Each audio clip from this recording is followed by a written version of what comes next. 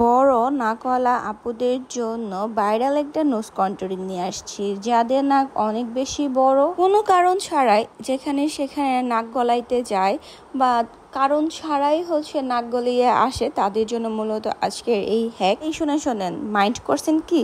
আমি জাস্ট এমনি মজা নিতেছিলাম, কেউ মাইন্ড করবেন না প্লিজ। তো যাই হোক, আমি ওই আপুটার মতো করে সুন্দর করে কন্ট্যুরিং আর কনসিলার দিয়ে এখন ব্লেন্ড করা শুরু করে দিছি। আর এটার রেজাল্টটা দেখা যাবে একদম ভিডিওর শেষে, কারণ এই ধরনের নোজ কন্ট্যুরিং বা কন্ট্যুরিং হ্যাকগুলো যেগুলো আছে, এগুলো ফিনিশিং না দেখা পর্যন্ত আসলে বোঝা যায় না যে এটা আসলে কাজে লাগে কি লাগে না।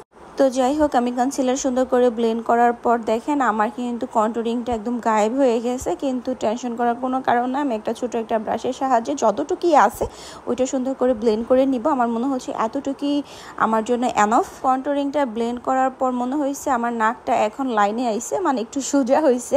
এখন পর্যন্ত আমার কাছে মনে হইতেছে এই নোজ কন্ট্যুরিংটা আসলে অনেক বেশি সুন্দর হবে। এখন পর্যন্ত তো বেশ ভালো লাগতেছে। তো এখন ঝটপট বাকি কাজটা করে ফেলে এখন সুন্দর করে সেট করে নিচ্ছি। তারপর আমি এখন একটু হাইলাইটার দিয়ে দিব।